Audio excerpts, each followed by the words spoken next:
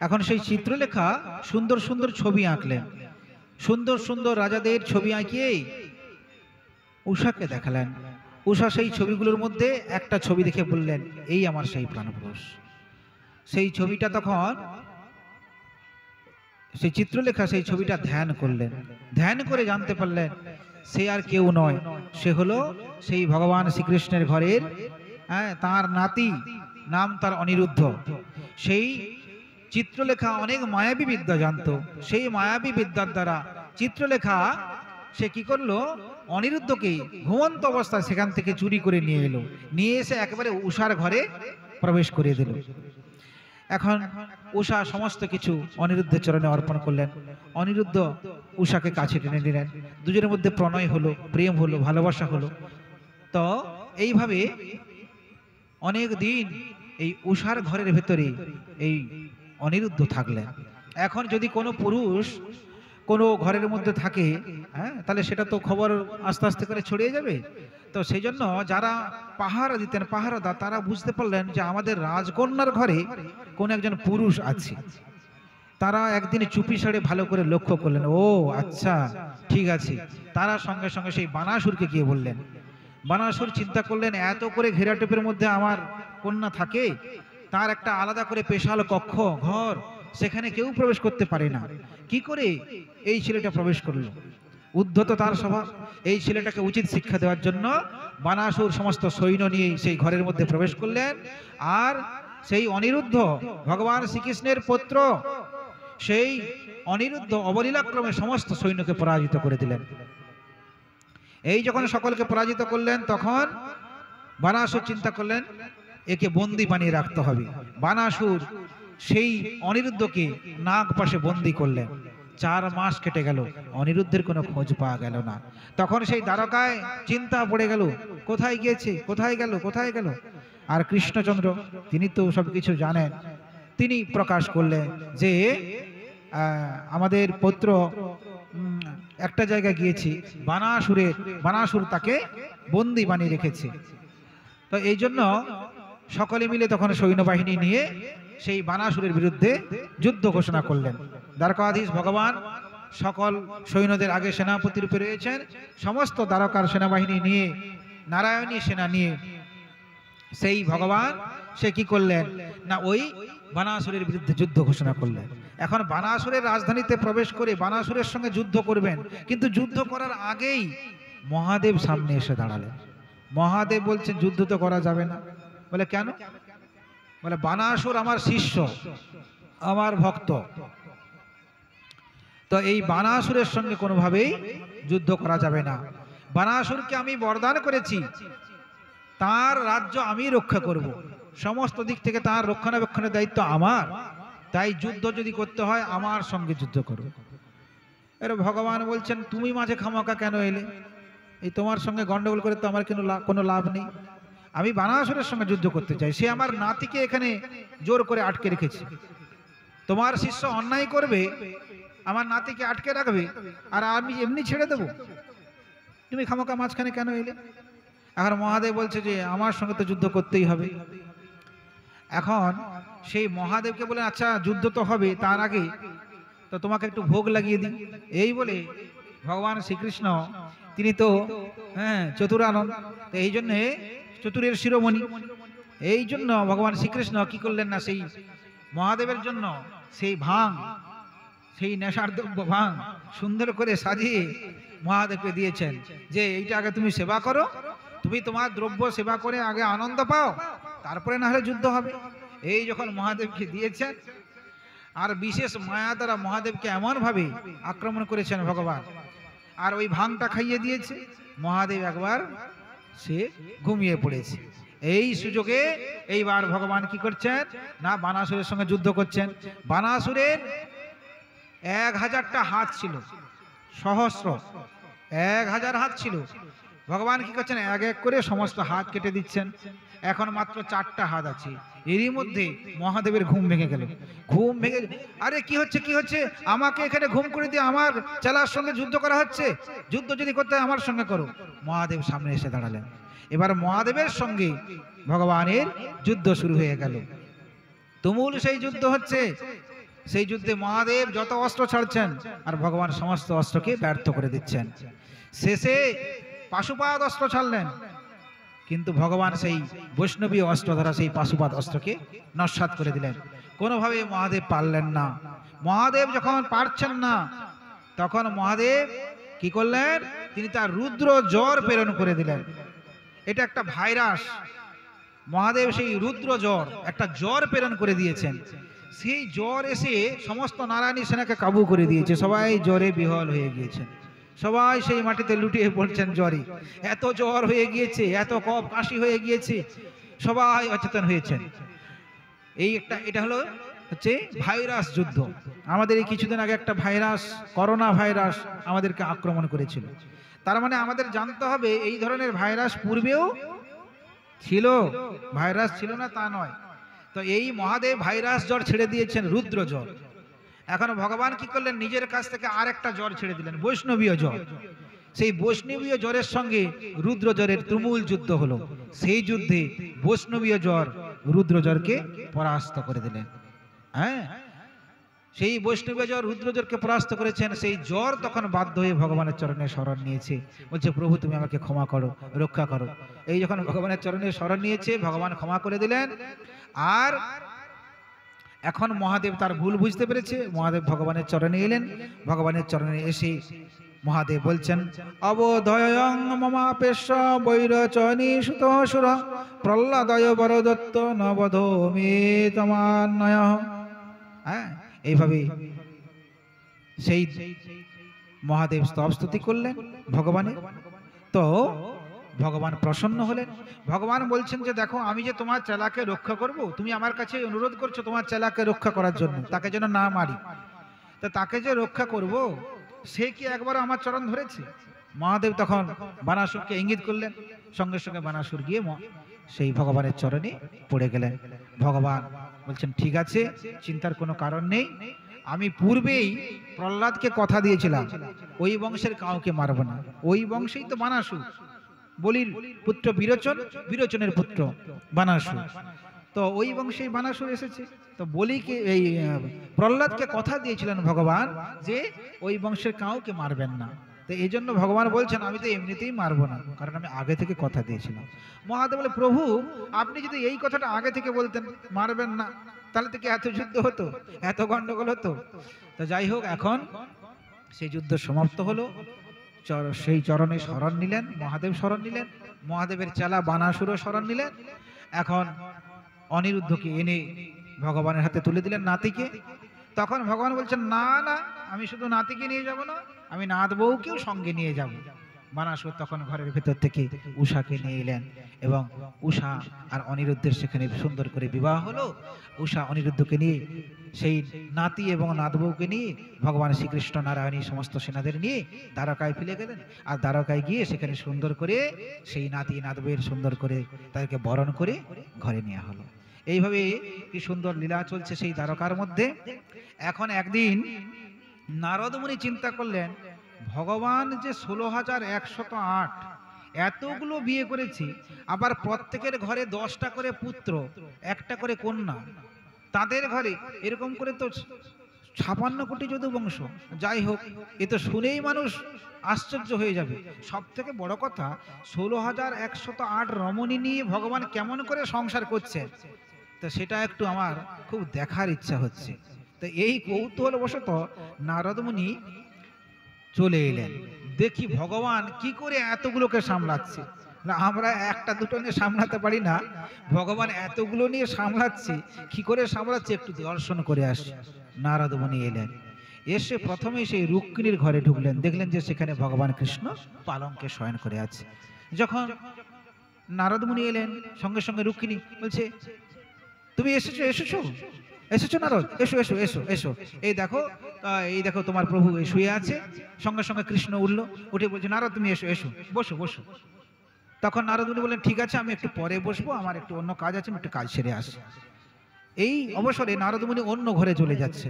হ্যাঁ, সেই রুক্মিণী ঘর বাদ দিয়ে এবার সত্যভামার ঘরে চলে গেলেন। সেখানে দেখলেন ভগবান প্রসাদ পাচ্ছে। কি হলো, একটু আগে তো দেখে এলাম, সঙ্গে সঙ্গে এই এক্ষুনি দেখলাম রুক্মিণীর ঘরে, রুক্মিণী মায়ের ঘরে সেখানে পালঙ্কে শয়ন করেছিল। এক্ষুনি আবার সত্যভামার ঘরে এখানে সেবা হচ্ছে। ও আচ্ছা, আমি যে আসছি বুঝতে পেরে গিয়েছি আমার মনের ইচ্ছাটা, তার জন্য হ্যাঁ ওখানে পালঙ্কে শয়ন করেছিল, ছুটে এসে এখানে সেবায় বসেছে। আচ্ছা ঠিক আছে। আর যখন নারদ মুনি গিয়েছে, নারদ এসো এসো, তুমিও সেবা করবে, এসো এসো। না না না প্রভু না, আমি একটু একটু আসি, আমার একটু দরকার আছে, অন্য জায়গা থেকে ফিরে আসি। অন্য একটা ঘরে চলে গেলেন, জাম্ববতীর ঘরে। সেখানে গিয়ে দেখছেন সেখানে ভগবান সেই ছেলেদেরকে নিয়ে সুন্দর করে পাঠ শিক্ষাদান করছেন। ও আচ্ছা, আমি এসেছি এটা জানতে পেরে বুঝতে পেরে ওখানে খাওয়া ছেড়ে দিয়ে ছুটে এখানে এসে পড়ানো শুরু হচ্ছে। ঠিক আছে, আমিও পরীক্ষা করব। এই বলে নারদ মুনি অন্য একটা ঘরে চলে গেল। সেখানে গিয়ে দেখছেন যে ভগবান স্নান করতে ঢুকেছে। ও আচ্ছা, বুঝতে পেরেছি, আমি আসছি বলে বুঝতে পেরে ওখানে পড়ানো বাদ দিয়ে স্নানে ঢুকে হয়েছে। এইভাবে নারদ মুনি 1 2 3 4 করে 100 200 ঘর ঘুরে ফেলেছেন। আর ভগবান প্রত্যেকটা ঘরে আনন্দের সঙ্গে সংসার করছেন। নারদ মুনির ভুলটা ভেঙে গেল, বুঝতে পারলো এই হলো ভগবান, এই হলো আমার প্রভু।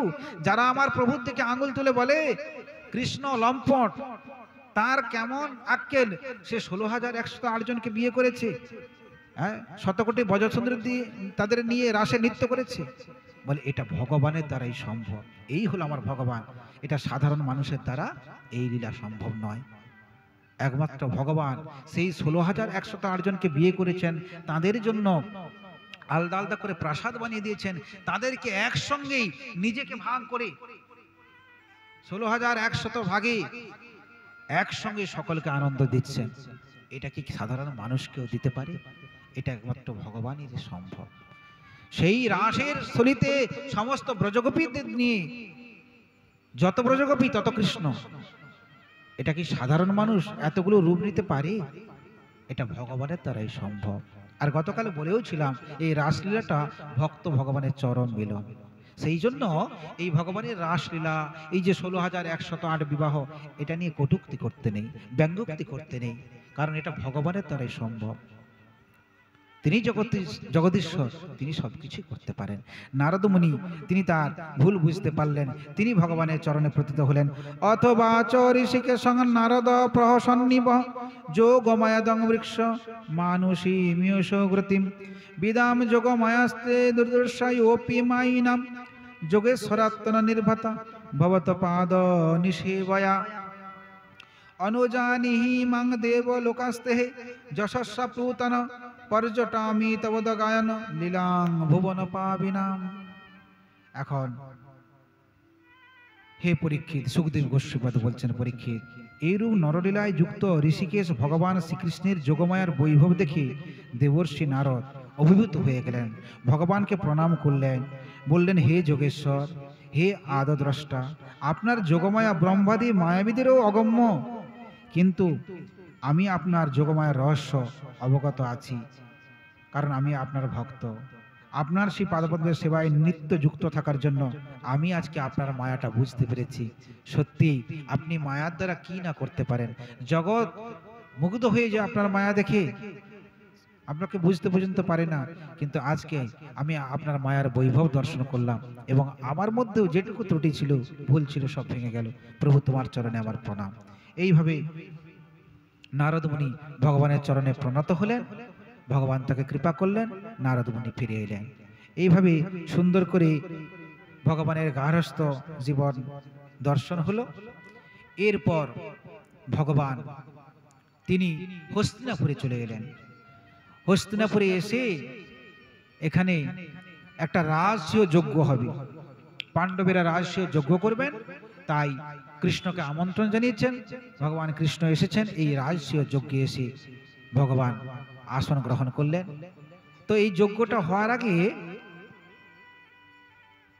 তার সমস্ত কিছু সাজানো গোছানো হয়েছে এবং সেই যজ্ঞের নিয়ে বিশেষ আলোচনা আছে, সকল রাজন্যবর্গকে সে আলোচনায় ডাকা হয়েছে। কিন্তু এরই ফাঁকে মাঝে এই আলোচনা এখন চলছে, কেমন করে রাজসীয় যজ্ঞটা হবে, এই যজ্ঞে কাকে মূল দায়িত্বে থাকতে হবে, কে কোন দায়িত্ব নেবেন, একটা বিশাল যজ্ঞ। তো এই রাজসীয় যজ্ঞের আলোচনা চলছে। এই অবসরে ভগবান চিন্তা করলেন, জরাসন্ধ বারবার আক্রমণ করছে, এবারে জরাসন্ধকে উদ্ধার করতে হবে। তো এই জরাসন্ধকে উদ্ধার করার উপায় অবলম্বন করলেন ভগবান। ভগবান ভগবানকে উদ্ধব বললেন যে প্রভু, জরাসন্ধকে সহজে বধ করা যাবে না, কারণ জরাসন্ধ ব্রাহ্মণ ভক্ত, ব্রাহ্মণকে খুব ভালোবাসে, ভক্তি করে, কিন্তু ভগবানের প্রতি সে বিমুখ। জরাসন্ধ সে ভগবত মানে ওই ব্রাহ্মণদেরকে ভালোবাসতো, ব্রাহ্মণদের প্রতি যত্নার্থীর করত, কিন্তু ভগবানকে ভালোবাসতো না। এখানে ভাগবত শিক্ষা দিচ্ছেন ব্রাহ্মণদেরকে নিশ্চয়ই আমরা শ্রদ্ধা করব, তাদের পূজন করব, তাদেরকে দান দেব, ভালোবাসবো, কিন্তু তাদেরও প্রভু যিনি ভগবান, তার চরণে আপনাকে অবশ্যই শরণাগত হতে হবে। তো এই জন্য সেই জরাসন্ধ সেই ব্রাহ্মণদেরকে ভালোবাসতো, কৃষ্ণকে ভালোবাসতো না। তার জন্য কৃষ্ণ চিন্তা করলেন যে জরাসন্ধকে কিন্তু হত্যা করতে হবে, শুধু ব্রাহ্মণদেরকে ভালোবেসে হবে না। তো এই জন্য কৃষ্ণচন্দ্র হত্যা করবেন, জরাসন্ধ বারবার আক্রমণ করছেন। চিন্তা করলেন কি করে জরাসন্ধকে হত্যা করা যায়, সে ব্রাহ্মণদেরকে ভালোবাসে, তার তো একটা বিশেষ পূর্ণ আছে, এই পূর্ণের জোরে সে ঘুরছে, তাকে তো এখন সহজে হত্যা করা যাবে না। তাহলে কিভাবে হত্যা করা যেতে পারে, কিভাবে বধ করা যেতে পারে, কিভাবে উদ্ধার করা যেতে পারে? তখন উদ্ধব পরামর্শ দিলেন, প্রভু আপনারা ব্রাহ্মণ বেশে যান, ও তো ব্রাহ্মণকে শ্রদ্ধা করে, ব্রাহ্মণ বেশে যান, গিয়ে ওকে হত্যা করুন। তখন ভগবান কৃষ্ণ, অর্জুন এবং ভীম এই তিনজনে ব্রাহ্মণ বেশে চলে গেলেন জরাসন্ধের গৃহে। যখন জরাসন্ধের গৃহে পৌঁছেছেন, জরাসন্ধ ওদেরকে সুন্দর করে, ব্রাহ্মণ ওদেরকে সুন্দর করে বসিয়েছেন, পাদ্য অর্ঘ্য নিবেদন করেছেন, কিন্তু জরাসন্ধের মনে একটা সন্দেহ ঢুকে গিয়েছে। ওদের পেশিগুলো দেখে, গায়ের শরীর দেখে জরাসন্ধের মনে হলো এরা ব্রাহ্মণ হতে পারে না, একবারে শক্তপোক্ত পেশি, হ্যাঁ, সুঠাম দেহ। তো জরাসন্ধের মনে সংশয় ঢুকেছে, এরা ব্রাহ্মণ হতে পারে না, এরা ক্ষত্রিয়। যাই হোক, এখন ব্রাহ্মণ সেজে তো এসেছে, ব্রাহ্মণ রূপে তো এসেছে, যাই হোক। জরাসন্ধ বললেন, আমি আপনাদের কি সেবায় লাগতে পারি বলুন, কৃপা করে আপনারা কেন এসেছেন? তখন তারা বলল, ভগবান বলল, প্রকৃতপক্ষে আমি হলাম কৃষ্ণ, আর এ হলো অর্জুন, এ হলো ভীম, আমরা ব্রাহ্মণ বেশে এসেছি। যদি ব্রাহ্মণ বেশে না আসতাম তুমি আমাদেরকে এই মহলে ঢুকতে দিতে না, তাই আমরা ব্রাহ্মণ বেশে এলাম। আমাদের একটাই ইচ্ছা, আমরা তোমার সঙ্গে যুদ্ধ করতে চাই। তখন জরাসন্ধ বললেন, কৃষ্ণকে বলছেন, তুমি ভীরু কাপুরুষ, তুমি তো যুদ্ধ ছেড়ে পালিয়ে গিয়েছিলে। কি, জরাসন্ধ যখন আক্রমণ করেছিল আর ওই কালযবনকে উদ্ধার করার জন্য মুচুকুন্দের দ্বারা ওই যুদ্ধ ছেড়ে পালিয়ে গিয়েছিলেন গুহার ভিতরে, এই জন্য তুমি ভীরু কাপুরুষ, তুমি যুদ্ধ ছেড়ে পালিয়ে গিয়েছিলে, তোমার সঙ্গে আমি যুদ্ধ করব না। আর অর্জুন আমার থেকে বয়োকনিষ্ঠ, ছোটর সঙ্গে যুদ্ধ করা যায় না, আমার সহযোদ্ধা যদি হয় তাহলে ভীম ঠিক আছে, আমি ভীমের সঙ্গে যুদ্ধ করতে রাজি আছি। শর্ত হয়ে গেল, প্রত্যেক দিন দিনের বেলা যুদ্ধ হবে, রাত্রিবেলা বন্ধুর মতো সকলে থাকবে, কোনো বিবাদ থাকবে না। সেই শর্তে রাজি হয়ে গেল, যুদ্ধ শুরু হলো। যুদ্ধ 27 দিন ধরে হলো। 28 নম্বর দিন আর ভীম পারছেন না, ভীম এবার পরাস্ত হয়ে যাবেন। ভগবান কৃষ্ণকে ইঙ্গিত করে বলছেন, আমি আর পারছি না, আমার শক্তির দ্বারা আর হচ্ছে না। এই যখন দ্বারকাধীশ ভগবানকে বললেন যে আমি আর পারছি না, তার অক্ষমতার কথা প্রকাশ করলেন, তখন দ্বারকাধীশ ভগবান ভীমকে একটা ইঙ্গিত করে দিলেন। একটা বৃক্ষ নিয়ে এসে, বৃক্ষের দুটো ডাল ছিল, সেই দুটো ডালকে দুদিকে চিরে ফেললেন, এইভাবে ইঙ্গিত করে দিলেন। এই যখন ইঙ্গিত করলেন, ভীমসেন তখন বুঝতে পারলেন, ও একে কোনোভাবে যুদ্ধে পরাস্ত করা যাবে না, একে দুভাগ করে দিতে হবে। এই জন্য ভীম ইঙ্গিতটা বুঝতে পেরে কি করলেন, ওই জরাসন্ধের দুটো চরণ ধরে জোরে টান দিলেন। যখন জোর টান দিলেন, সেই টানে একেবারে জরাসন্ধ দুভাগ হয়ে গেল। এইভাবে জরাসন্ধকে উদ্ধার করে দিলেন। পরীক্ষিত মহারাজ বলছেন, হে প্রভু, হে গোস্বামীপাদ, আপনি কৃপা করে বলুন, জরাসন্ধকে কোনোভাবে পরাস্ত করা কেন গেল না? তাকে কি কোনো বরদান ছিল, বা এভাবেই বা হত্যা হলো কেন? ভগবান এই ইঙ্গিত দিয়ে কি বোঝাতে চাইলেন? তখন সুখদেব গোস্বামীপাদ বলছেন, শোনো তাহলে সেই ঘটনা। আসলে জরাসন্ধের পিতার নাম ছিল বৃহদ্রথ। এই বৃহদ্রথ অপুত্রক ছিলেন, কোনো পুত্র ছিল না, সন্তান হয়নি। তাই বৃহদ্রথ সে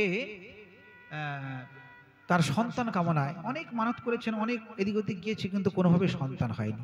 একবার মনের দুঃখে গভীর অরণ্যে প্রবেশ করেছেন, সেখানে চিন্তা করছেন আমি আর রাজ্যে ফিরে যাব না। হঠাৎ করে সেই বনের মধ্যে এক ঋষির সঙ্গে দেখা হলো। সেই ঋষি চরণ ধরে অনেক অনুনয় বিনয় করলেন। বৃহদ্রথ বলছেন, আমার পুত্র হচ্ছে না, সন্তান যদি না হয় আমার বংশ চলবে কি করে? যখন মুনির চরণ ধরে অনেক অনুনয় বিনয় করলেন, মুনিবর খুশি হলেন, বললেন আচ্ছা ঠিক আছে, আমি দেখছি।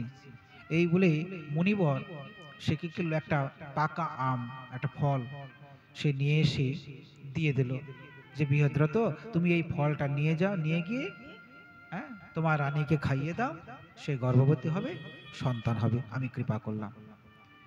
এই কৃপা করে একটা আম্র ফল, পাকা আম দিয়ে দিলেন। আমটা নিয়ে এলো, নিয়ে আসার পর জরাসন্ধ সে বলেনি সেই ঋষিকে যে আমার দুটো রানী আছে, এ কথা বলেনি। তো এ কথা বললে দুটো ফল দিত, আর একটাই ফল দিয়েছে। জরাসন্ধ চিন্তা করলেন ওই একটা ফলই হাফ হাফ করে কেটে দুইজন রানীকে খাইয়ে দেওয়া হোক। সেই আমরা ফলটাকে হাফ হাফ করে কেটে দুটো রানীকে খাইয়ে দেওয়া হলো। দুটো রানী গর্ভবতী হলেন। তো দুটো রানী যথাসময়ে সন্তান প্রসব করলেন, অর্ধেক অর্ধেক সন্তান, মৃত সন্তান অর্ধেক অর্ধেক। জরাসন্ধ তার বৃহদ্রথ মনে অনেক আশা ছিল, আমার দুটো রানীর গর্ভ থেকে দুটো সন্তান হবে। এখন দেখলেন মৃত সন্তান, অর্ধেক অর্ধেক সন্তান এসেছে, কি করবেন? অদৃষ্ট মনের দুঃখে সেই দুটো টুকরোকে অর্ধেক অর্ধেক বনের মধ্যে ফেলে দিলেন। সেই বনের মধ্যে জরা নামে এক রাক্ষসী ঘুরত। সে সবসময় ক্ষুধার্ত হয়েছিল, ওই রকম কিছু দ্রব্য পেলে খাওয়ার জন্য সে প্রস্তুত হয়ে থাকত। এখন বৃহদ্রথ যখন ওই টুকরো দুটো ফেলে দিয়ে চলে এলেন, দুটো খণ্ড, তখন সেই জরা রাক্ষসী সে সেই খাওয়ার জন্য বনের মধ্যে ঘুরতে ঘুরতে দেখতে পেল দুটো টুকরো পড়ে আছে, দু খণ্ড। তখন সেই দুটো খণ্ড সে কাছে আনলো, এনে একত্রিত করলো, সেবা করবেন, একসঙ্গে জড়ো করছেন। দুটো খণ্ডকে যখন জোড়া দিলেন, সঙ্গে সঙ্গে জোড়া লেগে গেল, সঙ্গে সঙ্গে সেই সন্তানটা জীবিত হয়ে উঠল। সুন্দর করে সেই সন্তানটা হাত পা মেলে তাকাচ্ছে, জীবিত হয়ে গিয়েছে। তখন সেই জরা রাক্ষসী তার মনেও দয়া এসে গেল, যে মৃত যদি হতো আমি সেবা করতাম, জীবিত সন্তান অবলা শিশু, তার প্রাণ নিয়ে লাভ কিছু নেই। সে জানতে পারলো যে বৃহদ্রথ তার এই অর্ধেক অর্ধেক সন্তান হয়েছে বলেই এখানে ফেলে দিয়েছি, তাই আমি বৃহদ্রথকে এই সন্তান ফিরিয়ে দিয়ে আসি। সে তখন সেই সন্তানকে নিয়ে গেল, বৃহদ্রথের হাতে তুলে দিল, যে তুমি ফেলে দিয়ে এসেছিলে, তুমি বুঝতে পারোনি, আর আমি সেবা করার জন্য দুটোকে একসঙ্গে কাছে আনতে জোড়া লেগে তোমার সন্তান ফিরে এসেছে, দেখো প্রাণ ফিরে পেয়েছে। তখন সেই বৃহদ্রথ অনেক আনন্দিত হলেন, সেই জরা রাক্ষসীকে অনেক উপহার দিলেন। জরা রাক্ষসী যাওয়ার সময় বলে যাচ্ছে, তোমার এই সন্তান আমি ওকে কৃপা করেছি, হ্যাঁ, তো আমরা বনে থাকি, রাক্ষস জাতি, আমাদেরকে সহজে কেউ হত্যা করতে পারে না, আমার কৃপা ওর উপরে আছে। আমি বললাম এই তোমার পুত্র, একে কেউ সহজে মারতে পারবে না, একে সহজে কেউ হত্যা করতে পারবে না, যতক্ষণ না এর দুটো খণ্ড আলাদা করে দেওয়া হয়, একে দুভাগ করে দেওয়া হয়, দুটো ভাগ যতক্ষণ না করে দেওয়া হয়, ততক্ষণ কিন্তু তার মৃত্যু হবে না। ওই জরা নামক রাক্ষসী বাঁচিয়েছিলেন, তাই তার নাম দিলেন জরাসন্ধ, বৃহদ্রথের পুত্র।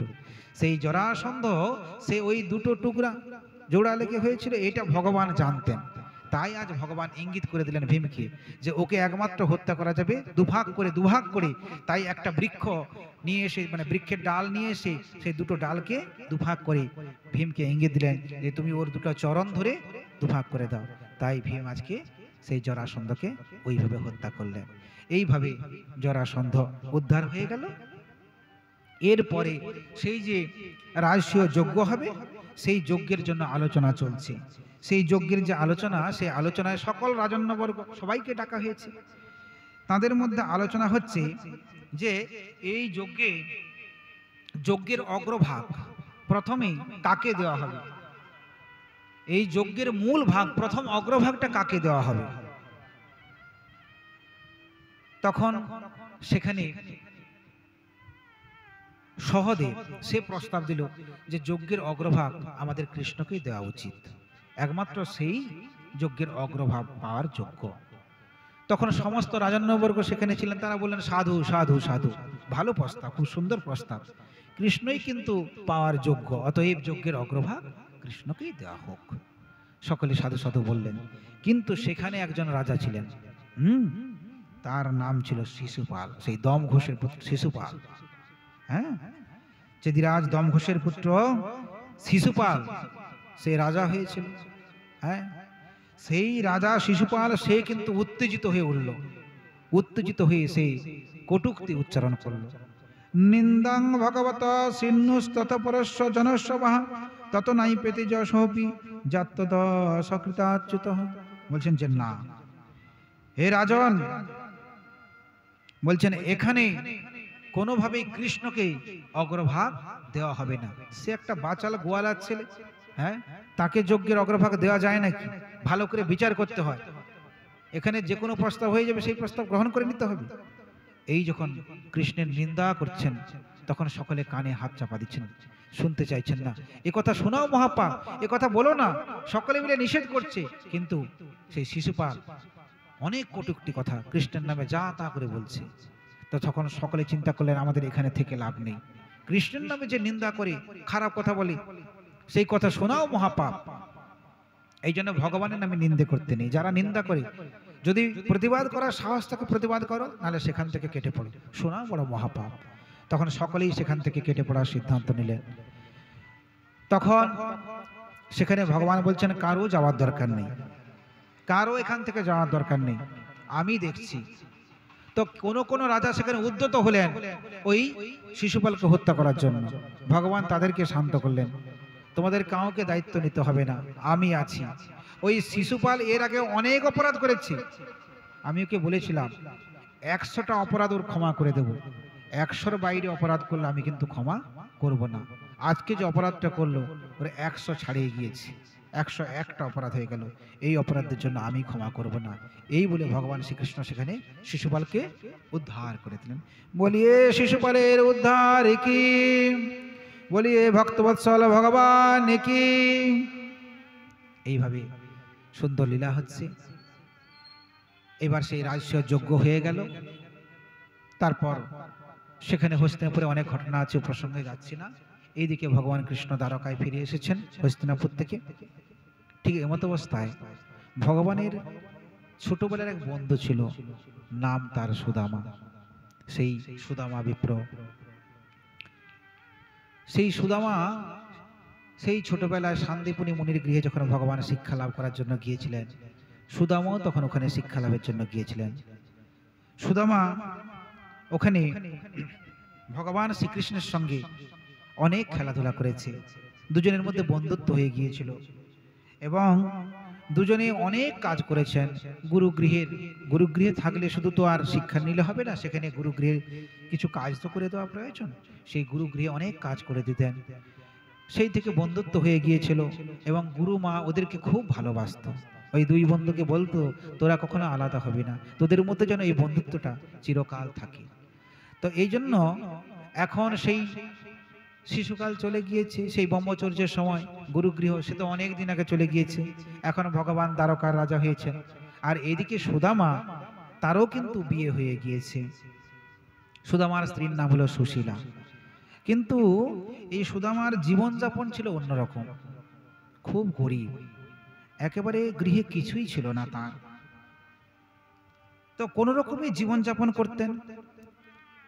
এই জীবনযাপন করতে গিয়ে দেখা যেত বেশিরভাগ দিন তার ঘরে খাবার নেই, তাদেরকে একাদশী করে থাকতে হতো। আমরা তো একটা একাদশী করলেই আমাদের অবস্থা খারাপ, কিন্তু শাস্ত্র বলছেন, ভাগবত বলছেন নিত্য নিত্য সুদামার ঘরে একাদশী হতো, মানে কিছু সেবা থাকতো না। উঞ্চ বৃত্তি দ্বারা সুদামা জীবিকা নির্বাহ করতেন। মানে যখন ওই ফসল ইত্যাদি হওয়ার পর সেই ফসল তুলে নিয়ে চলে যাওয়ার পর যেটুকু অবশিষ্ট পড়ে থাকে, সেই অবশিষ্টগুলো কুড়িয়ে নিয়ে আসতেন সুদামা। এই তার জীবনযাপন ছিল। কিন্তু তার মনটা প্রসন্ন ছিল। কৃষ্ণ শাসিদ শতা কশ্চিত ব্রাহ্মণ ব্রহ্মবিত্তম বিরক্ত ইন্দ্রিয়ার্থেষু প্রশান্তাত্মা জিতেন্দ্রিয়। সুখদেব গোস্বামীপাদ বলছেন, হে পরীক্ষিত, ভগবান শ্রীকৃষ্ণের ব্রাহ্মণ সখা সুদামা তিনি ব্রহ্মজ্ঞানী। তিনি তো সেই শিশুকালে গিয়ে ব্রহ্মচর্য পালন করেছেন, গুরুগৃহে ব্রহ্মজ্ঞান নিয়েছেন, ব্রহ্মজ্ঞানী। শুধু ব্রহ্মজ্ঞানী তা নয়, সেই সঙ্গে সঙ্গে ইন্দ্রিয় বিষয়সমূহে বিরাগী। মানে আমাদের ইন্দ্রিয়গুলো যেদিকে টানে, আমাদের যে ইন্দ্রিয়গুলো সবসময় জড়জগতের দিকে টানে, চক্ষু, কর্ণ, জিহ্বা, নাসিকা, ত্বক, এই ইন্দ্রিয়গুলো সবসময় জড়জগতে বিচরণ করতে চায়, জড় বস্তুগুলো ভোগ করতে চায়। কিন্তু সুদামা সেই ইন্দ্রিয়গুলোকে জয় করতে পেরেছিল। তার মন সবসময় প্রসন্নতায় ভরে থাকতো। তার ঘরে যে নিত্য নিত্য অনাহারে তাদের দিন কাটাতে হতো, উঞ্চবৃত্তির দ্বারা জীবন চলতো। লোক ফসল তুলে নিয়ে যাওয়ার পরে যেটুকু পড়ে থাকতো সেগুলো কুড়িয়ে নিয়ে আসতেন। ভিক্ষা তো ছিলই, এইভাবে জীবনযাপন করতেন। এখন মনটা তার প্রসন্ন ছিল, ইন্দ্রিয়গুলোকে সে জয় করেছিল, জিতেন্দ্রিয়। তো আর বিষয় সময়ে বিরাগী ছিলেন, প্রশান্ত চিত্ত। তার মনটা সবসময় হাসি খুশিতে ভরে থাকতো। এত কষ্টের মধ্যে সে কষ্ট বলে মনে করতো না, প্রশান্ত চিত্র। যদিচ্ছা লাভা সন্তুষ্ট, ভগবানের কৃপায় যেটুকু আসছে ওই আমার ঠিক আছে। এই যে বেঁচে আছি, এই যে জীবনটা চলছে, এই তো অনেক ভালো। এইভাবে সুদামা সুন্দর করে জীবনযাপন করছিলেন। ঘরে অনেক কষ্ট, এই কষ্টটা তার কষ্ট বলে মনে হতো না। কিন্তু তার স্ত্রী সুশীলা, তাকে তো সংসারটা করতে হয়, পরিচালনা করতে হয়। স্বামীর এই দুঃখ, এই কষ্ট, এইটা দেখে স্বামী কিন্তু এই দুঃখ কষ্টের জন্য কোনো মনে কিছু করতেন না, সে তার প্রসন্ন চিত্ত ছিল। কিন্তু তার স্ত্রী সুশীলা, তার মনে খুব খারাপ লাগতো যে আমার স্বামীর এত কষ্ট, এত দুঃখ।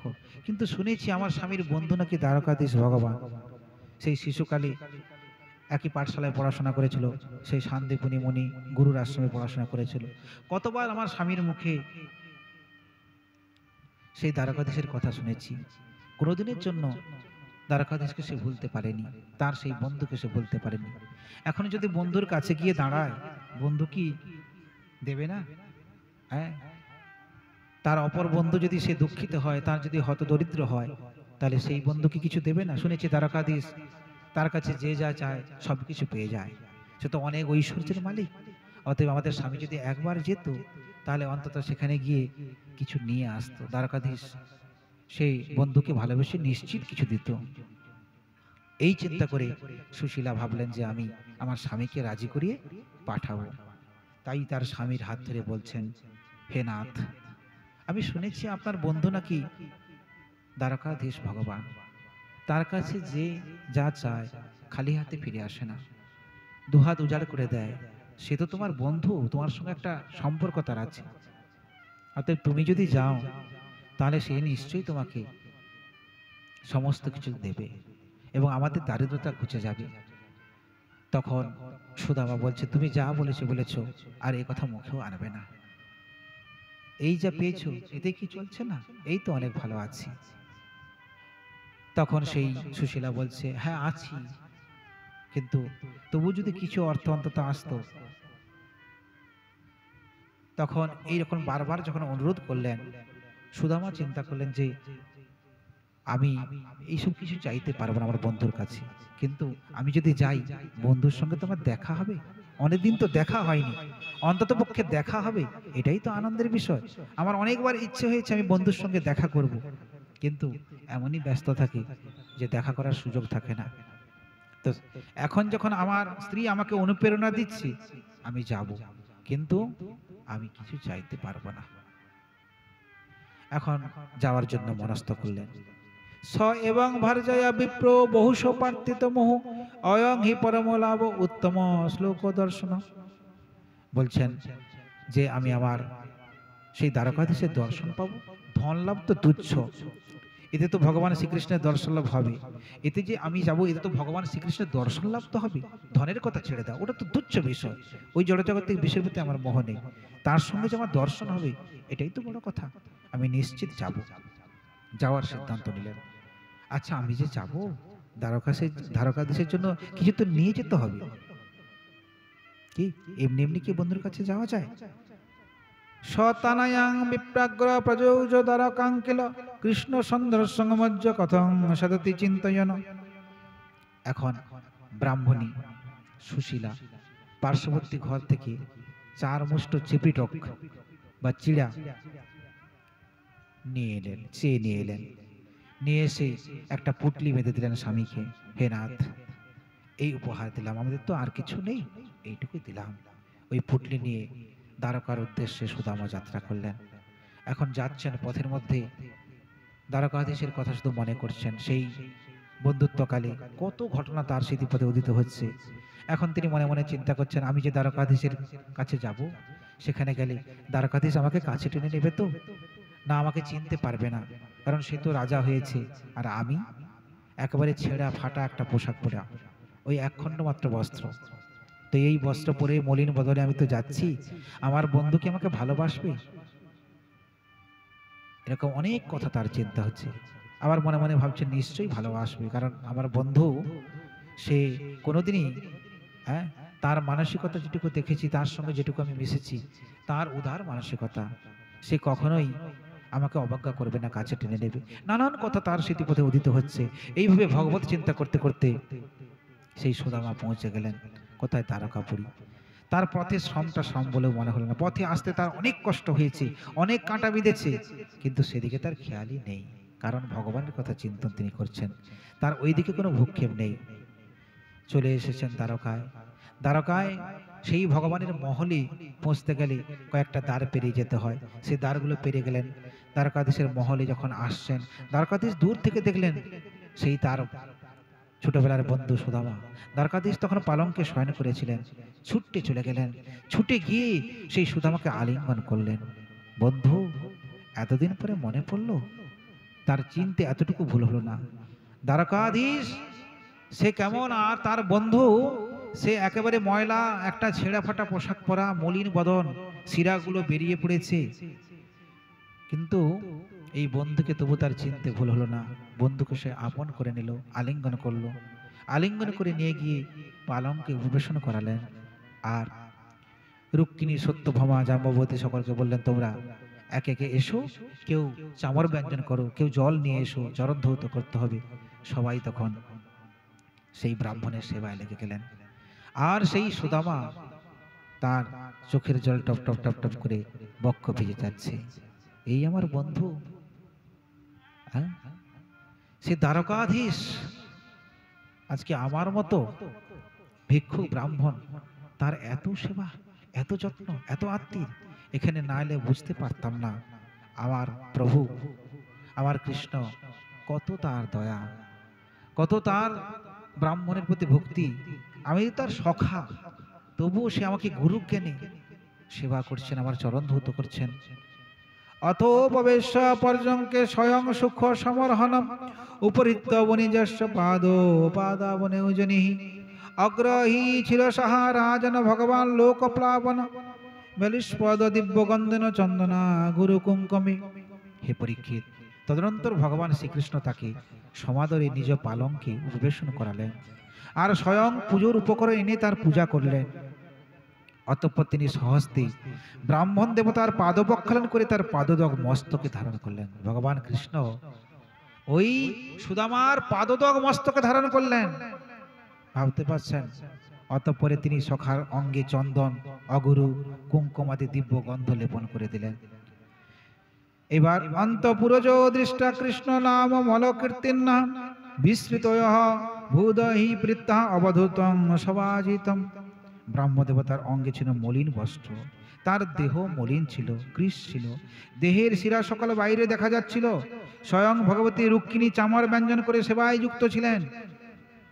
অন্তঃপুরে অন্যান্য রমণী ঘটনা প্রবাহ দেখে আশ্চর্য হয়ে গেলেন। তাদের পবিত্র কীর্তি ভগবান শ্রীকৃষ্ণের পরম প্রীতি সহকারে ভগবান শ্রীকৃষ্ণের সেই নিজে কৃষ্ণ সেই মলিন বসন পরা অবধূত ব্রাহ্মণের সেবা পূজায় ব্যস্ত আছে, তারা যেন বিশ্বাস করতে পারছিলেন না। এখন এইভাবে সেই ব্রাহ্মণের সেবা করলেন, তাকে সুন্দর করে বিভিন্ন সুস্বাদু দ্রব্য, অন্ন ব্যঞ্জনাদি ভোজন করালেন, তৃপ্ত করালেন। তারপর সেই রাত্রিটা কোথা দিয়ে কেটে গেল, দুজন বন্ধুর মধ্যে সেই কথোপকথন। সেই যে গুরুগৃহে গিয়েছিল, গুরুগৃহে শিক্ষালাভ করার জন্য দুজনে সমস্ত কাজ একসঙ্গে করত। একদিন সেই গুরু মায়ের আদেশে কাঠ কুড়াতে গিয়েছিলেন, কাঠ কুড়াতে গিয়ে সেখানে সন্ধ্যা হয়ে গেল, অঝরে বৃষ্টি নেমে এলো। সেই বৃষ্টির মধ্যে কৃষ্ণ সুদামা তাদের সেই প্রাণান্তকর অবস্থা তারা বর্ণনা করছেন। এবং সকাল হতেই না হতেই গুরুদেব সকলকে নিয়ে ছুটে এলেন, কোথায় আমার কৃষ্ণ, কোথায় আমার সুদামা? তারা আজকে বনে এসেছে, সারা রাত্রি ফিরে যায়নি, কত কষ্ট পেয়েছে ঝড় বৃষ্টির মধ্যে। গুরুদেব এসে নিয়ে গেলেন। গুরুদেব গুরুমা তাদের কৃপা করলেন। এই সমস্ত সেই বন্ধুত্বকালের কথাগুলো তারা দুজনেই সমস্ত কথা রোমন্থন করতে লাগলেন, আর দুজনেই ঝরঝর ঝরঝর করে কাঁদছেন। সেই ছোটবেলার কথা, সেই বন্ধুত্বের কথা তাদের মনে এসে গিয়েছে। তারা আলোচনা করছেন আর কাঁদছেন, দুজনেই চোখে জলে ভাসছেন। দেখতে দেখতে সকাল হয়ে গেল। এখন সুদামা চিন্তা করলেন, আমাকে তো চলে যেতে হবে। কিমস্মাভির নির্বৃত্তং দেব দেব জগৎগুরু ভবতা সত্য কামেনা যে সংবাস গুরা প্রভু। ব্রাহ্মণ দেবতা বললেন, হে দেবেশ্বর, হে জগৎগুরু শ্রীকৃষ্ণ, আমি পরম সৌভাগ্যবান। গুরুকুলে তোমার মতো সত্যাশ্রয়ী পরমাত্মার সঙ্গ লাভ করে আমার দুর্লভ সৌভাগ্যের দ্যোতক। আমার আর তো কিছুই কাম্য নেই। মানে মনের মধ্যে যদ্যপি কিছু বলবেন ইচ্ছা ছিল, কিন্তু আজকে যে সেবাটা পেলেন, যে ভালোবাসা পেলেন, এই ভালোবাসার কাছে সব কিছু ভুলে গেলেন সুদামা। সকাল হয়েছে, সুদামা স্নানান্নিক সেরে সেবা নিয়েছেন, এবার বেরিয়ে যাবেন। কিম পায় মানিতং ব্রাহ্মণ মে ভবতা গৃহাৎ অন্নপুরাহিতং ভক্তে প্রেমনা ভূর্যব্য মে ভবেৎ পূর্যপা ভক্ত প্রহিতং ন মে তো সংকল্পতে। এখন ভগবান শ্রীকৃষ্ণ বলছেন, বন্ধু তুমি চলে যাবে, কিন্তু তুমি যে এসেছিলে আমার জন্য কিছু নিয়ে আসনি। সেই আমার বৌদি আমার জন্য কিছু পাঠায়নি। সুদামা এনেছে, সেই পুডলিটা কি করে দেবে দ্বারকাধীশ? তাকে কি এই দ্রব্য দেওয়া যায়? সেই দ্রব্যটাকে, সেই পুডলিটাকে লুকিয়ে রেখেছে। ভগবান বলছেন, তুমি যেন প্রথম থেকে দেখছি কি একটা লুকোচ্ছ, দেখি দেখি দেখি। ভগবান কি করলেন, পুডলিটাকে কেড়ে নিলেন, কেড়ে খুলে দেখলেন সেই চিপিটক, সেই চিপিটক 4 মুষ্টি চিপিটক ভগবান গ্রহণ করলেন। 1 মুষ্টি গ্রহণ করলেন। দ্বিতীয় মুষ্টি যখন গ্রহণ করতে যাচ্ছেন, রুক্মিণী আদি সমস্ত তার প্রিয়েরা ভগবানকে বাধা দিলেন, প্রভু আর আপনি গ্রহণ করবেন না। কেন? ওই যে আপনি গ্রহণ করে এত আনন্দিত হচ্ছেন, ভগবান সেই চিপিটক গ্রহণ করে আনন্দে তার অশ্রুটা ঝরঝর করে ঝরে যাচ্ছে। আহ বন্ধু, আমার জন্য এত সুন্দর, আমার মনের ইচ্ছে মতো সেবা দ্রব্য নিয়ে এসেছে, এতক্ষণ পর্যন্ত আমাকে দেয়নি। কত আনন্দ, আনন্দ সহকারে ভগবান সেবা করছেন। তো এখন সেই ভগবানের সেবা দেখে সমস্ত রানীরা, রুক্মিণী আদি, তারা চিন্তা করলেন, প্রভু আমরাও তো কিছু অন্তত পাই, আপনি সবটাই নিয়ে নেবেন। আবার ভগবানকে এও বললেন যে প্রভু আপনি 1 মুষ্টি নিচ্ছেন আর ওকে সম্পদ দিয়ে দিচ্ছেন। জানি আপনি যদি কারো কিছু নেন, ঘুরে তাকে রিটার্ন অনেক দিয়ে দেন। হ্যাঁ, এই হলো আপনার মন। তো আপনি 1 মুষ্টি নিচ্ছেন আর অঢেল ঐশ্বর্য ওকে দিচ্ছেন। যদি সবগুলো গ্রহণ করেন তাহলে সমস্ত ঐশ্বর্য শুধু আমাকে দিয়ে দেবেন। আর সমস্ত ঐশ্বর্য চলে গেলে আমরা তো ঐশ্বর্যের অধিষ্ঠাত্রী, রুক্মিণী তো স্বয়ং লক্ষ্মীর অংশ, তাহলে আমরাও তো তার কাছে চলে যাব। তোমার কাছে থাকতে পারার যোগ্যতাও আমরা হারিয়ে ফেলব। প্রভু আর দিবেন না। ভগবান বলছেন, পত্রং পুষ্পং ফলং তয়ং যো মে ভক্তা প্রযচ্ছতি তদহং ভক্ত প্রহিতমস্নামে প্রযতাত্মনঃ। শ্রীমদ্ ভগবদ গীতায় এই শ্লোকটি আছে। বলছেন পত্র পুষ্প ফল জল ইত্যাদি কোনো ভক্ত যদি ভক্তি সহকারে আমাকে দেয়, আমি প্রসন্ন মনে সেটি গ্রহণ করি। তাই সুদামার ওই দ্রব্য, সে প্রসন্নতার সঙ্গে, যে নাকি দ্বারকাধীশ, দ্বারকার রাজা, তার ঐশ্বর্যের অভাব নেই, সেই বন্ধুর আনা, ভক্তের আনা ওই দ্রব্য আনন্দের সঙ্গে গ্রহণ করলেন। আর বাকি অংশ রেখে দিলেন সমস্ত রানীদের জন্য। এখন এবার সুদামা বিদায় নেবেন। ইতি মুষ্টি সকৃজ্য দ্বিতীয়া জগৎ মুদেতে তাব জিরজগৃহ হস্তং তৎপরা পরমিষ্টিন।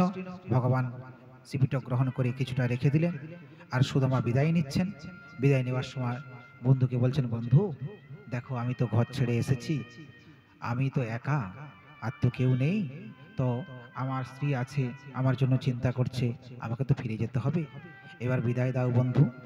সবৃতে বিশ্বভাবেন সুখে নাভিবন্দিত জগাম সালয়ং তাত পথন্নো ব্রজানন্দিত সচলব্দ ধনং কৃষ্ণান তু জাতিতবান স্বয়ং স্বগৃহ্ণ বৃত গচ্ছন দর্শন বৃত।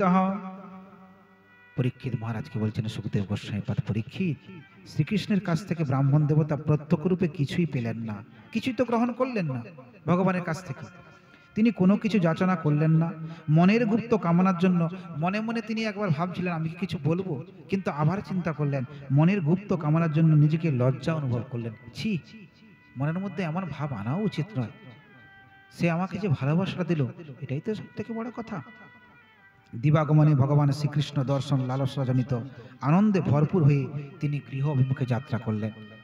যাওয়ার সময় তিনি পথে মনে করছেন, আহা, ভগবান শ্রীকৃষ্ণ দেবতাদের আরাধ্য, সেই তিনি ব্রাহ্মণদের উপর ইষ্ট দেবতা ভাব রেখে আমার পদসেবা করলেন, নিজের হাতে আমার ক্ষুধা তৃষ্ণা নিবৃত্তি করিয়ে আমার পরম সেবা শুশ্রূষা করলেন, আবার দেবতার সময় আমার পূজার্চনাও করলেন। এইরূপ চিন্তা করতে করতে সেই ব্রাহ্মণ নিজের গৃহের সমীপে এলেন। তিনি যখন তার গৃহের কাছে এলেন, এসে তখন গৃহটা চিনতে পারছেন না, তার নগরটার ভুল বদলে গিয়েছে। সেই নগরটাই পরিবর্তন হয়ে গেছে, গৃহটা তো পরিবর্তন হয়েছে, গৃহটা রাজপ্রাসাদে পরিণত হয়েছে। ছিল একটা ছোট্ট কুঁড়ে ঘর, এখন রাজপ্রাসাদ, দেখে চিনতেই পারলেন না। আর সেই রাজপ্রাসাদের ভেতর থেকে সুদামা স্ত্রী সুশীলা বেরিয়ে এলো, সুন্দরভাবে সজ্জিত হয়ে দাস দাসী পরিবৃত্ত হয়ে এলেন। তাকে দেখেই যেন চেনাই যাচ্ছে না, কিন্তু সে এসে স্বামীর চরণে পতিত হলেন, স্বামীকে প্রণাম করলেন। তারও দু চোখ দিয়ে টপ টপ করে অশ্রু ঝরছে। স্বামীকে পাঠিয়েছিলেন দ্বারকাধীশের কাছে, আজকে দ্বারকাধীশের কৃপায় এত কিছু বৈভব প্রাপ্ত হয়েছেন। দ্বারকাধীশ সে কৃপা করে সুদামা আসার আগেই এই নগরের ভোলটাই পাল্টে দিয়েছেন, সমস্ত কিছু বদলে দিয়েছেন, একেবারে সুখকর সমস্ত কিছু নগরে এনে দিয়েছেন, এবং তার সেই কুড়ে ঘরটা রাজপ্রাসাদ। এখন চিন্তা করলেন, এসব তো ভগবানেরই কৃপা, দ্বারকাধীশের কৃপা। সুদামা স্ত্রী সুশীলা সেই চোখের জল মুছলেন, স্বামীকে বরণ করে নিয়ে গেলেন, ভেতরে গেল। ভেতরে গিয়ে সুদামা শুধু সেই ভগবানের কথা চিন্তা করছেন, দ্বারকাধীশ তোমার এত কৃপা, তোমার কাছে চাইলাম না, তারপরে তুমি এত কৃপা করলে, এত তোমার কৃপা। তসৈব মে শহীদ সক্ষমেত্রী দাসং পুনর্জন্মনি জন্মনি শতঃ মহানুভাবেন গুলায়ন বিশ্বযতস্তত পুরুষ প্রসঙ্গ।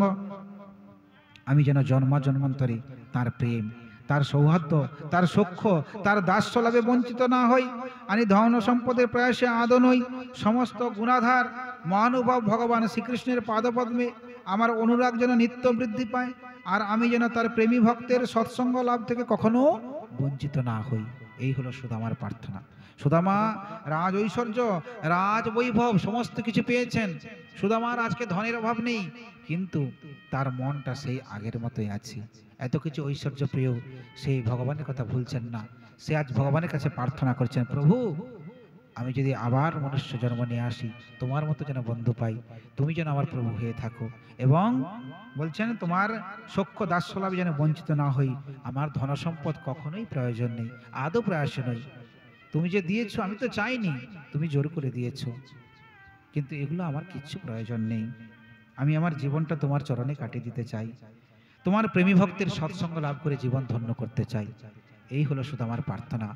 পরীক্ষিতকে বলছেন সুখদেব গোস্বামী পাদ, পরীক্ষিত দেখলে সুদামা তার জীবনী দেখলে, সে এত কিছু পেয়েও তার মনোভাব, তার কোনো পরিবর্তন হলো না। আমরা জগতে সামান্য অর্থ ধন পয়সা যদি পাই, অর্থ টাকা পয়সা প্রতিপত্তি, আমাদের কত অহংকার এসে যায়, কিন্তু সুদামা তার কোনো অহংকার নেই। সব কিছু পেয়েছেন বটে, কিন্তু সেগুলো তিনি অনাসক্তভাবে ভোগ করছেন, আসক্ত না হয়ে। দিয়েছো তুমি, তোমার কৃপায় হয়েছে। এতদ এবং সবিপ্র ভগবৎ সুহিতমঃ দৃষ্টা সবিতে রজিতং পরাজিতং তদ্দান বেগাদ কৃতিত তত্ত্ববন্দন তদ্ধামলেভে চরিতং শতাম গতিম। এইভাবে ভগবান শ্রীকৃষ্ণের প্রিয় সখা সেই ব্রাহ্মণ দেখলেন, যদিও শ্রী ভগবান অজিত, তিনি কারো অধীন নন, সেই তিনি নিজ ভক্তের অধীন হয়ে যান, তার কাছে পরাজিত হয়ে যান। ব্রাহ্মণ এইবার তার ধ্যানে তন্ময় হয়ে গেলেন। ধ্যান বেগে তার অবিদ্যার গ্রন্থি শিথিল হয়ে গেল। অতি শীঘ্রই তিনি ব্রহ্মবিদগণের পরমাশ্রয় বৈকুণ্ঠ ধাম লাভ করলেন। মানে সুদামা তার শেষ জীবনে ভগবানের সঙ্গে ধ্যানে একাত্ম হয়ে গেলেন এবং তার বৈকুণ্ঠ গতি লাভ হলো। বলিয়ে সুদামার বৈকুণ্ঠ গতি লাভ কি, বলিয়ে ভক্তবৎসল ভগবান কি। পরীক্ষিত মহারাজকে বলছেন সুখদেব গোস্বামী পাদ, এতদ ব্রাহ্মণ দেবস্য সুত্তা ব্রাহ্মণত্বং নর লব্ধ ভাব ভগবতী কর্মবন্ধাৎ বিমুচ্যতে। হে পরীক্ষিত, ব্রাহ্মণ দেব নিজ ইষ্ট ধারণকারী ভগবান শ্রীকৃষ্ণের এই ব্রাহ্মণ ভক্তির উপাখ্যান যে শ্রবণ করে, সে শ্রী ভগবানের পাদপদ্মে প্রেমভাব লাভ করে ও সকল কর্মবন্ধন থেকে মুক্ত হয়ে যায়। এই হলো সুদামা চরিত্রের প্রভাব। এই যে সুদামা চরিত্র আপনারা শ্রবণ করলেন, বলছেন যে শ্রবণ করে একাগ্র চিত্তে ভগবানের পাদপদ্মে প্রেম ভাব লাভ করেন, প্রেম ভক্তি তার লাভ হয় সুদামা চরিত্র শ্রবণ করলে। সুতরাং এবং সকল কর্মবন্ধন থেকে সে মুক্ত হয়, ভগবানের অচলা ভক্তি তার আসে। সুদামা চরিত্র আপনারা আস্বাদন করলেন এবং ভগবানের কাছে প্রার্থনা করি ভগবান যা বলে গিয়েছেন তা যেন সত্য হয়। সত্যি সত্যি প্রত্যেকেই আপনারা যেন ভগবানের চরণে সেই প্রেমভাব লাভ করতে পারেন, ভগবান যেন সেই কৃপা করেন এবং সমস্ত কর্মবন্ধন থেকে মুক্ত হয়ে ভগবানকে শেষের দিনে প্রাপ্ত করতে পারেন। এই প্রার্থনা ভগবানের চরণে রাখলাম।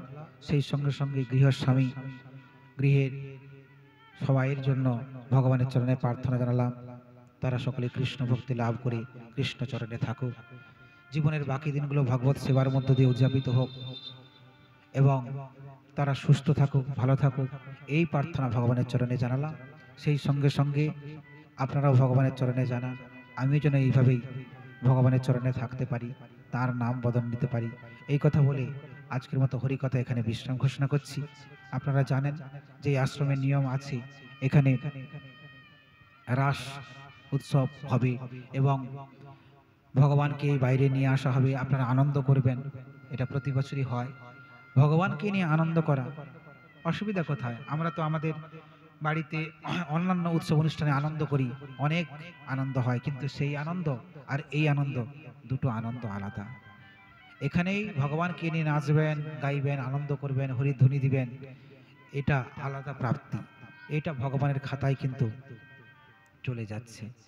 এটা আপনাকে পরবর্তীকালে, এখন তার ফল কিছু পাবেন না, এখন শুধু আনন্দটাই পেয়ে যাবেন, কিন্তু এখানে আনন্দও পাচ্ছেন এবং পরবর্তীকালে আপনার জন্য একটা থাকছে, ভগবানের খাতায় আপনার নামটাও লেখা থাকছে, আপনি সদ্গতি লাভ করবেন, ভগবানের চরণ পাবেন, সেটাও কিন্তু উঠে যাচ্ছে।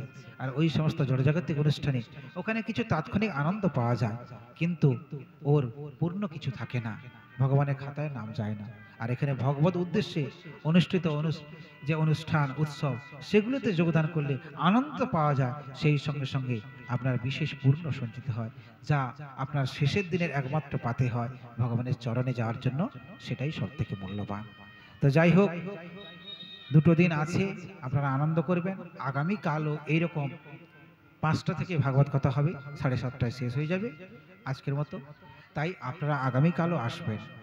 আগামীকাল সকালে মহোৎসব আছে, তা আমি বলবো আগামীকাল সকালে মহোৎসব থাকলে, মহোৎসব হয়ে গেল মানেই শেষ নয়, ভাগবত সপ্তাহযজ্ঞ যেখানে হচ্ছে, যতক্ষণ না ভাগবত তার সপ্তাহের বিশ্রাম না হয় ততক্ষণ কিন্তু উৎসব শেষ নয়। সেজন্য আমি চাইব, আমি কেন, পরিবারের তরফ থেকে সকলেই চাইবেন আপনারা অবশ্যই আসবেন, আগামীকালও আসবেন এবং এসে শেষের দিনের 7ম দিনের ভাগবত কথা শুনবেন। এবং আরো বিশেষ কিছু আপনাদের জন্য ঘোষণা থাকলো, আপনারা আগামীকাল যারা 7 দিন ধরে কথা শ্রবণ করতে পারেননি, যারা 7 দিন ধরে কথা শ্রবণ করতে পারেননি, আগামীকাল সেই 7 দিনের ফল, 7 দিনের পুরো কথা কিন্তু সংক্ষিপ্ত আকারে আলোচনা হবে একেবারে শেষে। কেন না, শ্রীমদ্ ভাগবতে শেষ অধ্যায়ে সেখানে সংক্ষিপ্ত ভাগবতের সূচি দেওয়া হয়েছে। কেন হয়েছে? শাস্ত্রকারগণ, টিকাকারগণ ব্যাখ্যা দিয়ে বলেছেন, এজন্যই যারা ভাগবত কথা বিক্ষিপ্তভাবে শুনেছেন, 7 দিন মন দিয়ে শ্রবণ করতে পারেননি, তাদের জন্য শেষের দিনে আবার সেই কথাগুলো ঘুরে পুনরায় তার ইঙ্গিত দেওয়া হবে। সেইগুলো যদি শ্রবণ করতে পারেন, পুরো সপ্তাহ পাঠে যা যা আলোচনা হয়েছে সেগুলো তার সংকেত দেওয়া হবে। সেই সংকেতগুলো আপনারা যদি শ্রবণ করতে পারেন, তাহলে পুরো সপ্তাহ শ্রবণের যে ফল, সপ্তাহ পাঠ শ্রবণের ফল, সেই ফলই প্রাপ্ত করবেন। তাই সকলে আসবেন এবং সকলে বাড়ি থেকে প্রত্যেকে একটা করে, অন্ততপক্ষে একটা করে পুষ্প নিয়ে আসবেন আর একটা করে তুলসী। ওই পুষ্প তুলসী চন্দন মাখিয়ে নিয়ে আসবেন, ভাগবত ভগবানের চরণে ওই পুষ্প তুলসী আপনারা অর্পণ করবেন। আপনাদেরকে মন্ত্র বলানো হবে, সেই মন্ত্র বলে আপনারা সেই পুষ্প এবং তুলসী ভাগবত ভগবানের চরণে অর্পণ করবেন এবং তার কাছে আপনি প্রার্থনা করবেন কৃষ্ণ ভক্তি। আপনাদেরকে দিয়ে ভাগবতের শ্লোকও উচ্চারণ করানো হবে, শেষ শ্লোক। এটাই হলো ভাগবত সপ্তাহ যজ্ঞের নিয়ম। তো সেই জন্য আগামীকাল সন্ধ্যাতে সকলেই আসবেন, আর সকালে তো আছেই। এবং আপনাদের জন্য গৃহস্বামীর তরফ থেকে সবাইয়ের জন্য, যারা এখানে আছেন, যারা এই শব্দ তরঙ্গে কথা শ্রবণ করছেন, সকলের জন্য আগামীকাল সকালে প্রসাদ পাওয়ার জন্য, ভগবানের অধরামৃত সেই প্রসাদ পাওয়ার জন্য প্রত্যেকের নিমন্ত্রণ থাকলো। প্রত্যেকেই চলে আসবেন আগামীকাল সকালবেলা 11টা থেকে প্রসাদ পাওয়া শুরু হবে। আপনারা চলে আসবেন, এখানে ভগবানের অধরামৃত প্রসাদ পাবেন এবং প্রসাদ পেয়ে জীবন ধন্য করবেন। ভগবানের প্রসাদ এটা আনন্দের সঙ্গে আপনারা সেবা নেবেন। নিতাই গৌর হরি বল। আসুন, ভাগবতের আরতি হবে, তারপর হরিনাম নিয়ে ভাগবতের অনুষ্ঠান শেষ করব। সময় হয়ে গিয়েছে, একেবারে আসর ছাড়তে হবে। আসুন আমরা শ্রীমদ্ ভাগবতের আরতিতে অংশগ্রহণ করি। জয় নিতাই।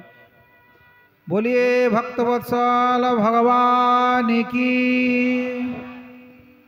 ओ श्री भागवत भगवान की है आरती, पापियों को पाप से है तारी। श्री भागवत भगवान की है आरती, पापियों को पाप से है तारती। आरती पापियों को पाप से है तारती। ए अमर ग्रंथ ए मुक्ति पंथ ए पंचम वेद समान, नव ज्योति करे ए दान। ए अमर गुह ए मुक्ति पोह ए पंचवेद निराला, नव ज्योति जगाने वाला। ए अमर ग्रंथ ए मुक्ति पंथ ए पंचम वेद निराला, नव ज्योति जगाने वाला। ए अमर ग्रंथ ए मुक्ति पंथ ए पंचम वेद निराला, नव ज्योति जगाने वाला। हरि नाम ही हरि धाम ही, हरि नाम ही हरि धाम ही, हरि नाम ही हरि धाम ही, हरि नाम ही हरि धाम ही। जग की मंगल की आरती, पापियों को पाप से है तारी। श्री भगवत भगवान की है आरती, पापियों को पाप से है तारती। श्री भगवत भगवान की है आरती, पापियों को पाप से है तारती। शांति गीत पावन पुनि पापों को मिटाने वाला, हरि दर्श कराने वाला। हे शांति गीत हे पापुनित पाप को मिटाने वाला, हरि दर्श कराने वाला। हे शांति गीत हे पावन पुनि पापों को मिटाने वाला, हरि दर्श कराने वाला। हे शांति गीत हे पावन पुनित पाप को मिटाने वाला, हरि दर्श कराने वाला। हे सुख करनी हे दुख हरणी, हे सुख करनी हे दुख हरणी, हे सुख करनी हे दुख हरणी। हे सुख करनी हे दुख हरणी। श्री मधुसूदन की आरती, पापियों को पाप से है तारती। श्री भगवत भगवान की है आरती, पापियों को पाप से है तारती। श्री भगवत भगवान की है आरती, पापियों को पाप से है तारती। ये मधुर बोल जग फंद खोल, सदमार्ग दिखाने वाला, बिगड़ी को बनाने वाला। ए मधुर कोल भग खंड कोल संभाले वाला, बिगड़ो को बना ले वाला। ये मधुर बोल जग फंद खोल, सद मार्ग दिखाने वाला, बिगड़ी को बनाने वाला। ए मधुर बोल भग खंड कोल स्वर्ग दिखाने वाला, बिगड़ी को बना ले वाला। श्री राम ही घनश्याम ही, श्री राम ही घनश्याम ही, श्री राम ही घनश्याम ही, श्री राम यही घनश्याम ही। प्रभु की महिमा की आरती, पापियों को पाप से है तार। श्री भगवत भगवान की है आरती, पापियों को पाप से है तारती। श्री भगवत भगवान की है आरती, पापियों को पाप से है तारती, पापियों को पाप से है तारती, पापियों को पाप से है तारती। श्री कृष्ण चैतन्य प्रभु नित्यानंद, श्री अद्वैत गदाधर शिवासादि गौर भक्त वृंद। श्री कृष्ण चैतन्य प्रभु नित्यानंद, श्री अद्वैत गदाधर शिवासादि गौर भक्त वृंद।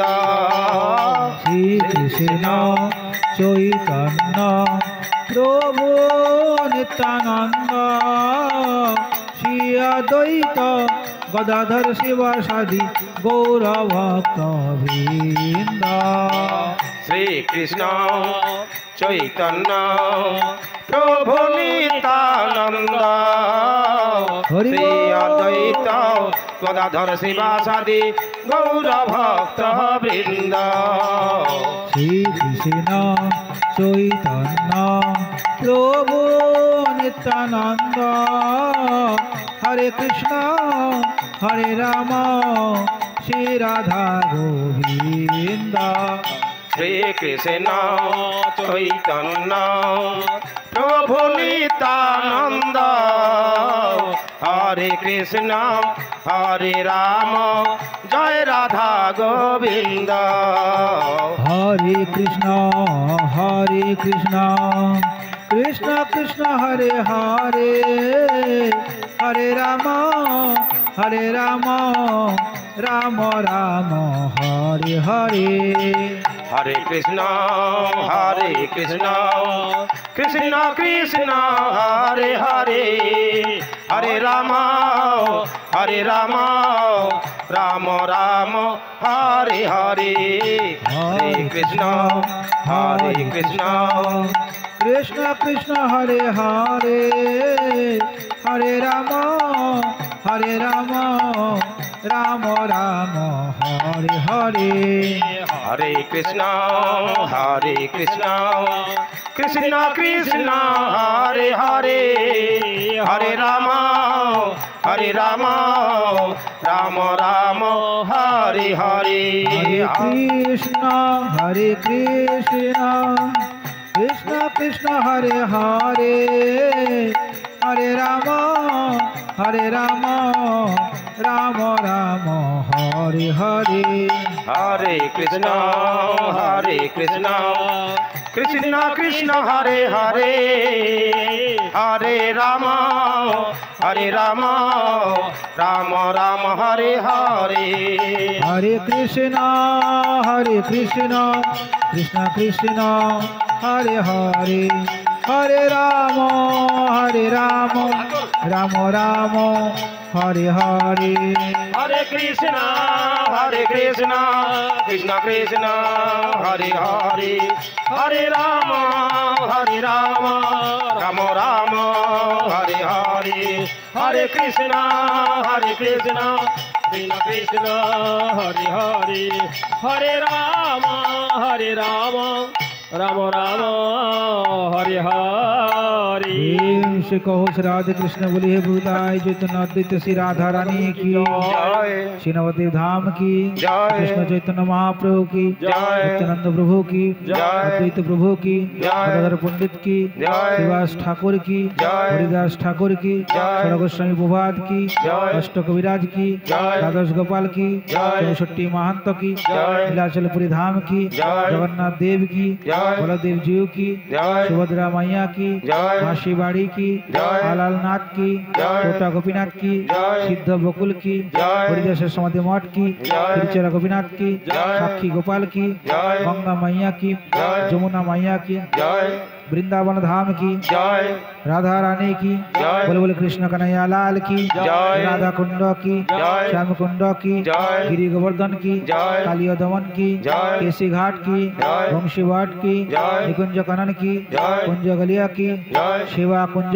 की जय এলাকার সর্বস্তরের ভক্তবৃন্দ কি জয়। সাধু মহাত্মা কি জয়। উপস্থিত সকল ভক্তবৃন্দ কি জয়। আজকের আনন্দ কি জয়। পরম দয়াল পতিত পাবন শ্রী গুরুদেব কি জয়। ভক্তি প্রদায়িনী বৃন্দা দেবী কি জয়। হরিনাম সংকীর্তন কি জয়। হরিনাম প্রভু কি জয়। শ্রীমদ্ ভাগবত মহাপুরাণ কি জয় নিতাই গৌর প্রেমানন্দে হরি বল